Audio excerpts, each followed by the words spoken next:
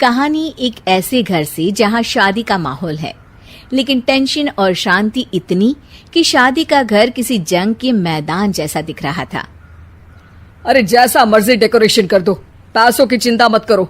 इतना पैसा जब लड़के वालों को दे दिया तो फूल वालों को देने में मुझे क्या दिक्कत है? अरे धीरे बोलो ना, साफ लग रहा है कि फ्रस्ट्रेटेड हो। अरे तुम तो चुप ही रहो। एक बेटी संभाल नहीं पाई।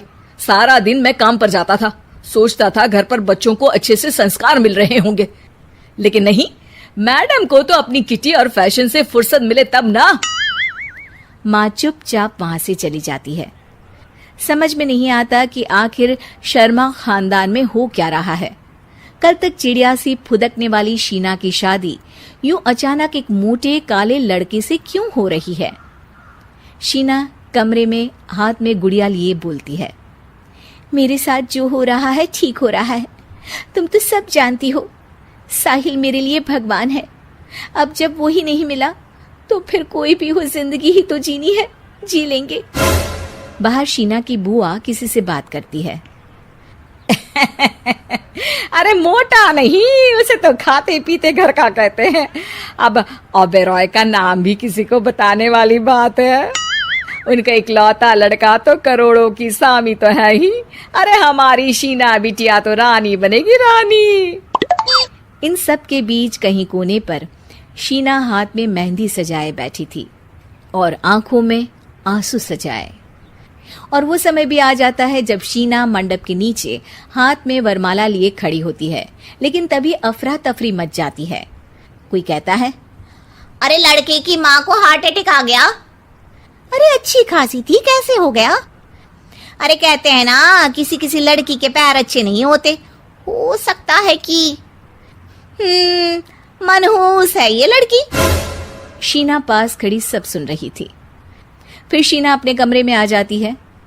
शादी ये कहकर नहीं होती कि लड़की मनहूस है। अब लगातार शीना के लिए लड़के देखने आते, लेकिन आस पड़ोस या किसी के कहने पर शादी हर बार टूट जाती। लेकिन एक दिन, अंकल, मैं काफी दिनों से आपसे मिलने की कोशिश कर रहा था, लेकिन हिम्मत नहीं हो पा रही थी। अरे बेटा, हिम्मत तो हमारी टूटी पड़ी है। वैसे कौन हो तुम? अब मेरा नाम साहिल है अंकल। मैं शीना से प्यार करता हूँ और उसी से शादी करना चाहता हूँ। अरे अब तो किस जात के हो ये भी मायने नहीं रखता। बेटा, मेरी बेटी मनहूस है। ये सब कहते हैं कि इसीलिए उसकी शादी नहीं हो पा रही। अगर तुम शादी करने को तैयार हो तो ठीक है। शीना की शादी साहिल से हो जाती है। अगले दिन साहिल की माँ का देहांत हो जाता है और एक बार फिर लोग शीना को अपशकुनी कहने लगते हैं। अरे खा गई दीदी को ये।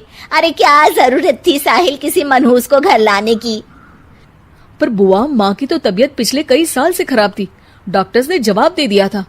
क्या पता ये भी उनका सौभाग्य हो कि वो बहू का मुंह देख पाई।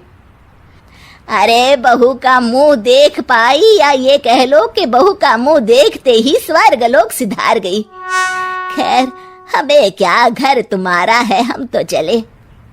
अब शीना को खुद पर ही शक होने लगता है कि कहीं सच में वो अपशकुनी तो नहीं। साहिल, हम दोनों की शादी नहीं हुई होती तो अच्छा था। देखो ना, कैसे पहले मेरी शादी टूटती थी और अब तुम्हारी माँ भी। अरे ऐसा कुछ नहीं होता शीना, अपशकुनी वगैरह कुछ नहीं होता। ये सब तो ईश्वर के खेल हैं। वो शादी तुम्हारी इसलिए टूट गई क्योंकि तुमको मेरी पत्नी बनाना था, और माँ का जाना तो तय था। वो काफी बुजुर्ग थी, साथ ही एक ऐसी बीमारी से जूझ रही थी जिसमें डॉक्टर्स भी उन्हें नहीं बचा पाते। शीना साहिल की बात सुनकर तसल्ली कर लेती है और वहां से चली जाती है। अगले दिन, शीना, अरे ओ शीना। क्या हुआ? उफ, कहीं फिर मेरी वजह से कोई नुकसान? अरे नहीं नहीं शीना, तुम जानती हो, जिस प्रॉपर्टी के केस को हम बरसों से लड़ रहे थे उस पर फैसला आ गया, वो भी हमारे हक में। अब हम करोड़पति हो गए शीना। शीना शांत रहती है। अरे क्या हुआ? करोड़ पत्नी बनकर तुमको खुशी नहीं हुई?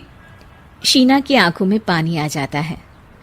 चलिए जी, कुछ तो अच्छा हुआ मेरी जिंदगी में आकर आपके साथ। साहिल शीना को गले लगाकर कहता है, मेरी नई नौकरी भी तुम्हारे ही आने से लगी। ये प्रॉपर्टी का केस जीता। सब कुछ तो तुम्हारे आने के बाद ही हुआ, फिर तुम मनहूस कैसे? ये सुनकर शीना खुश हो जाती है।